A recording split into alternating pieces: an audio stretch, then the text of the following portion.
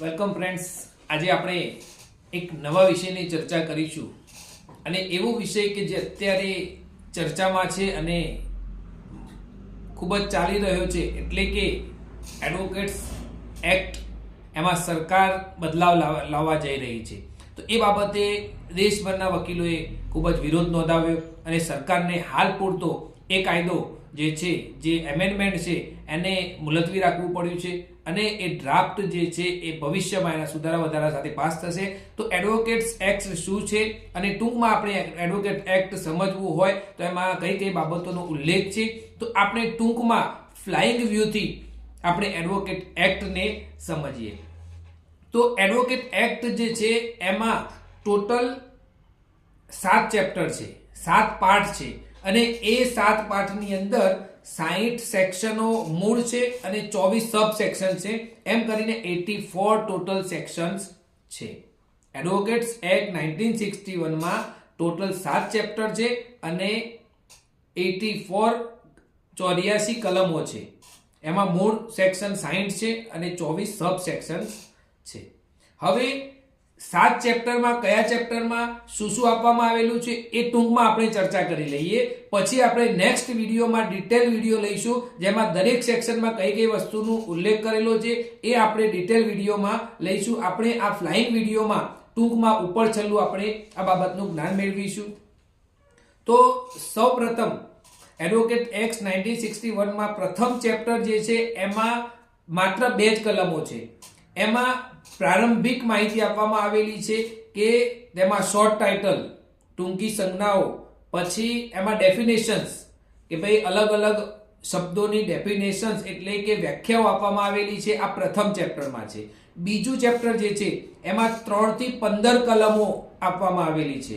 તો આ ચેપ્ટર 2 માં બાર કાઉન્સિલ ઓફ ઇન્ડિયા અને સ્ટેટ બાર કાઉન્સિલની માહિતી રજૂ કરવામાં આવી છે કે સ્ટેટ બાર કાઉન્સિલ અને બાર કાઉન્સિલ ઓફ ઇન્ડિયા એની સંરચનાથી લઈને એના નિયમો, તેના મેમ્બરો, તેની ડિસિપ્લિનરી કમિટી, ઇલેક્શન, પછી એના ઇલેક્શનના જે મેમ્બર હોય એ મેમ્બરો કેટલા સમય સુધી રહે, પછી બાર કાઉન્સિલના કાર્યો, આ બધી જ વસ્તુ ચેપ્ટર 2 માં આ કલમ સેક્શન 3 થી 15 માં ઉલ્લેખવામાં આવી છે. એટલે ચેપ્ટર 1 માં આપણને શોર્ટ ટાઇટલ અને ડેફિનેશન્સ આપવામાં આવી છે.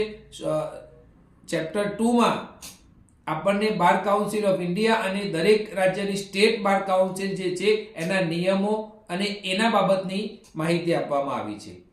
પ્રકરણ જે 3 છે, ચેપ્ટર 3 જે છે એના અંદર admission and enrolment of advocates, કે ભાઈ વકીલ કોણ બની શકે છે કે જેની 3 વર્ષે LLB ની ડિગ્રી કરી હોય અથવા BA LLB 5 વર્ષનું કરેલું હોય અને ત્યાર પછી તેને જે બાર કાઉન્સિલમાં નોંધણી કરાવી હોય. તે સિવાય વકીલ કેવો હોવો જોઈએ, વકીલને લગતા જે કાયદાઓ છે.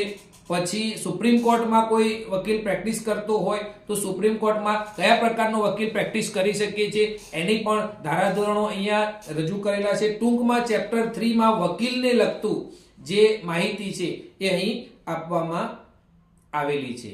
વકીલને કોઈ એક રાજ્યની બાર કાઉન્સિલમાંથી બીજા રાજ્યની બાર કાઉન્સિલમાં ટ્રાન્સફર થવું હોય તો એના માટે પણ માહિતી અહીંયા આ ચેપ્ટર 3 માં આપેલી છે.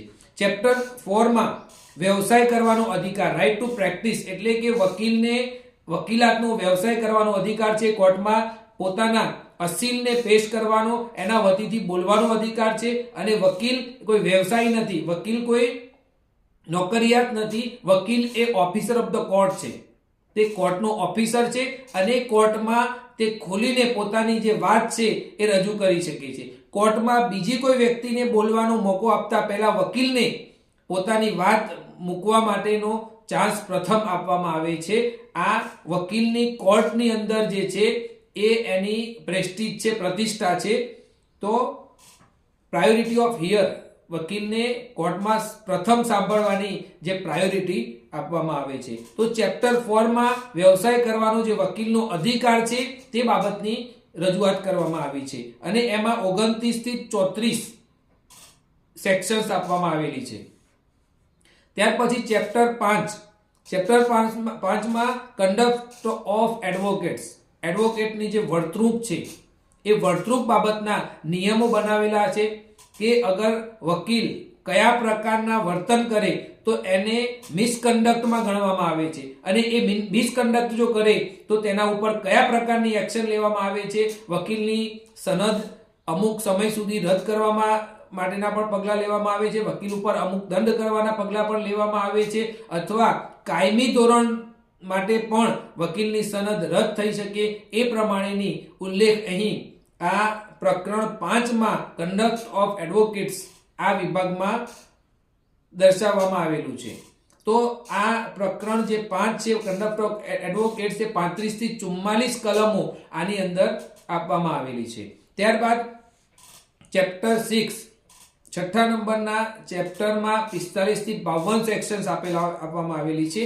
એમાં દરેક અલગ અલગ વસ્તુ જે વધારાની વસ્તુ છે તે, દાખલા તરીકે અત્યારે સુધારો કર્યા પછી દલાલોની યાદી તૈયાર કરવા માટેની જોગવાઈ છે. પછી BCI ને જે સ્ટેટ બાર કાઉન્સિલની જે ફી ભેગી થાય એ ફીમાંથી સ્ટેટ કેન્દ્રીય બાર કાઉન્સિલ ઓફ ઇન્ડિયાને એ ફી ચૂકવણી કરવા માટેની જોગવાઈઓ છે. BCI ના નિયમો બનાવવાની સત્તા જે છે એ બાબતની પણ અહીં આ ચેપ્ટર 6માં ઉલ્લેખ કરવામાં આવ્યો છે. એટલે કે આ સિવાયની પરચુરણ જે બાબતો છે એ ચેપ્ટર 6માં ઉલ્લેખ કરવામાં આવ્યો છે. અને છેલ્લું ચેપ્ટર જે છે એ ટેમ્પરરી ટ્રાન્ઝિશનલ પ્રોવિઝન્સ, એટલે કે કામચલાઉ જે જોગવાઈઓ છે એને આમાં ઉલ્લેખ કરવામાં આવ્યો છે. દાખલા તરીકે સ્ટેટ બાર કાઉન્સિલના ઇલેક્શન્સ જે છે, પછી સ્ટેટ બાર કાઉન્સિલના જે સભ્યો હોય એમનો સમયગાળો કેટલા સમયનો રાખવામાં આવેલો છે એ બાબતે નિયમો બનાવવા, પછી અલગ અલગ રાજ્યો માટેની ખાસ જોગવાઈઓ, અલગ અલગ રાજ્યો માટેની ખાસ જોગવાઈઓનો ઉલ્લેખ પણ આ ચેપ્ટર 7માં કરવામાં આવ્યો છે. ટૂંકમાં એડવોકેટ્સ એક્ટમાં 7 ચેપ્ટર છે. 7 ચેપ્ટરમાં 60 મૂળ સેક્શન્સ એટલે કે કલમો છે, અને એમાં 24 સબ સેક્શન્સ એટલે કે 84 ટોટલ કલમો થાય છે. અને આ 84 કલમોમાં પ્રથમ ચેપ્ટરમાં આપણને ખાલી પ્રારંભિક માહિતી આપેલી છે, એમાં કંઈ વિશેષ નથી. બીજું ચેપ્ટર જે છે એમાં બાર કાઉન્સિલ એટલે કે રાજ્યની બાર કાઉન્સિલ અને કેન્દ્રીય બાર કાઉન્સિલ એટલે કે બાર કાઉન્સિલ ઓફ ઇન્ડિયાની એની સંરચનાથી લઈને એના વિસર્જન સુધીની દરેક માહિતી આ ચેપ્ટર 2માં આપવામાં આવેલી છે. ચેપ્ટર 3માં એડમિશન અને એનરોલમેન્ટ્સ ઓફ એડવોકેટ એટલે કે વકીલની નોંધણીથી લઈને વકીલની માહિતી અહીંયા આપેલી છે. પછી ચેપ્ટર 4માં વકીલનો વ્યવસાય કરવાનો જે અધિકાર છે એ બાબતની અહીં માહિતી આપવામાં આવેલી છે.